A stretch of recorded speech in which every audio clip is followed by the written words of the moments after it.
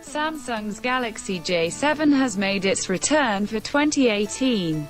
As is typical, variants for a range of GSM and CDMA carriers exist. So this mid-ranger can be had for as little as $230 as a prepaid device on Boost Mobile, with an additional $50 account credit for new customers. Carriers like Sprint, T-Mobile, Verizon and AT&T tend to stick around the $280 price point, though. As you may already know, the $200 to $300 price point is packed with a variety of competitors with wide-ranging appeals and drawbacks. Last year's Galaxy J7 didn't exactly wow us with its lackluster camera performance, dated looks, and bare minimum specs. So, what's Samsung done differently to curry our favor this year? Anything. In the box, Samsung Galaxy J7 2018. Micro USB charging cable. Wall adapter. The Samsung Galaxy J7 isn't the most eye-catching device. Its large bezels and thick plastic construction give it away immediately as a lower-tier smartphone.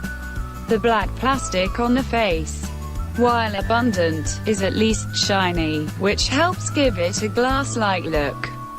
Below the screen you have your multitasking and back soft keys, which unfortunately aren't backlit and being placed in swapped positions compared to non-Samsung smartphones, lead to a few errant presses on the wrong button.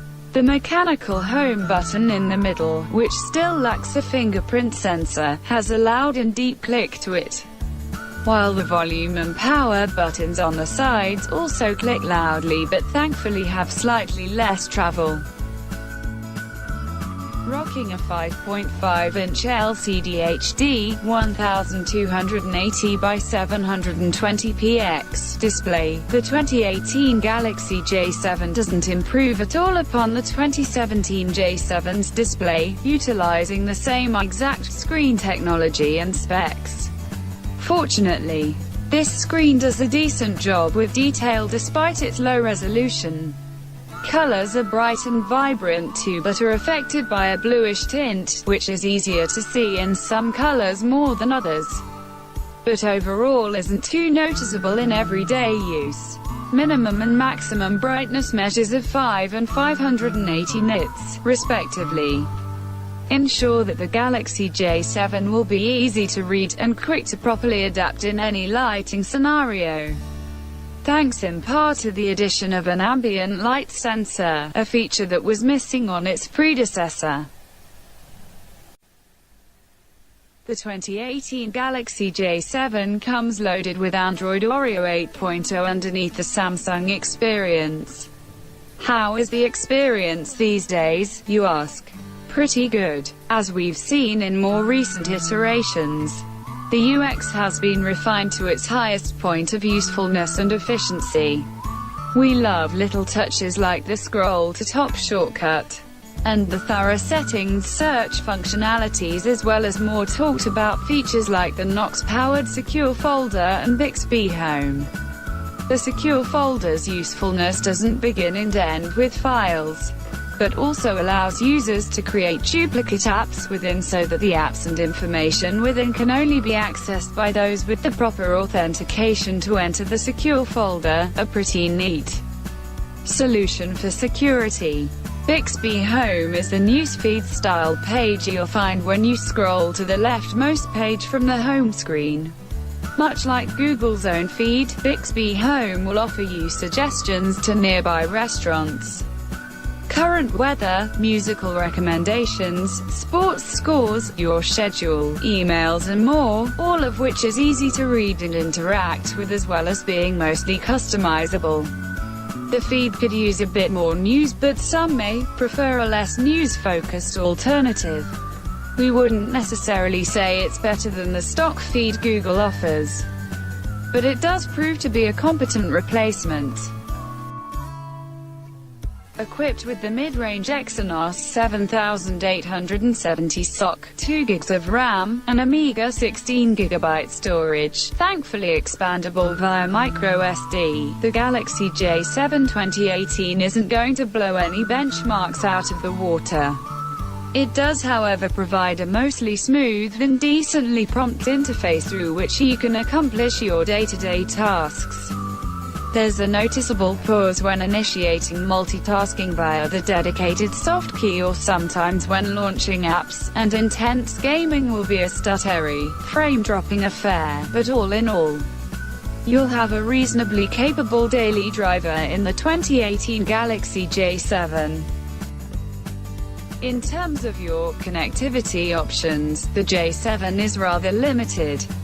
Single-band Wi-Fi and Bluetooth 4.2 meet the bare minimum requirements here. You won't stumble upon any extra goodies like NFC, or even a cool trick like fast charging here. As you might have already guessed, USB-C is not included in this upper entry-level device.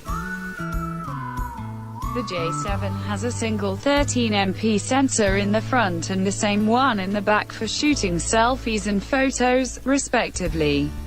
No phase detection, autofocus or fancy stuff will be found here, but rather a single LED flash.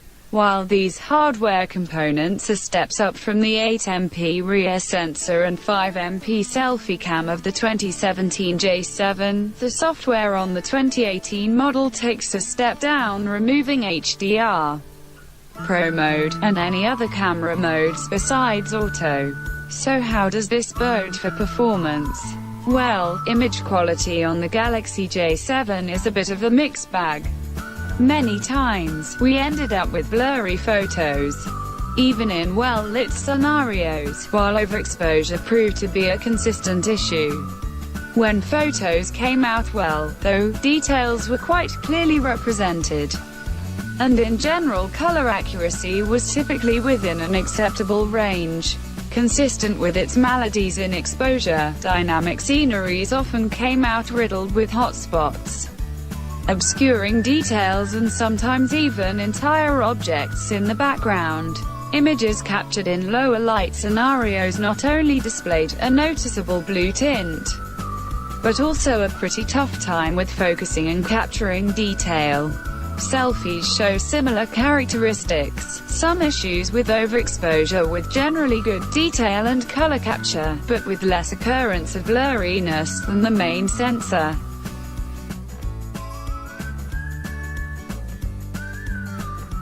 Video capture tops out at 1080p on the Galaxy J7, but color accuracy and detail capture are pretty adept. Even without image stabilization, shutter roll isn't a huge issue, though there is some jiggle to the imagery when moving the camera around, nothing too jarring, though. Calls sound pretty good on the Galaxy J7 for both the caller and receiver. The speakerphone is loud too but sounds a tad tinny. Its unusual placement, above the power button on the right side, also can have you accidentally covering it when gripping the phone in a variety of ways. The 2018 Galaxy J7 uses its 3300 mAh battery quite efficiently, as the 2017 model did, clocking exactly 13 hours in our custom battery drain test.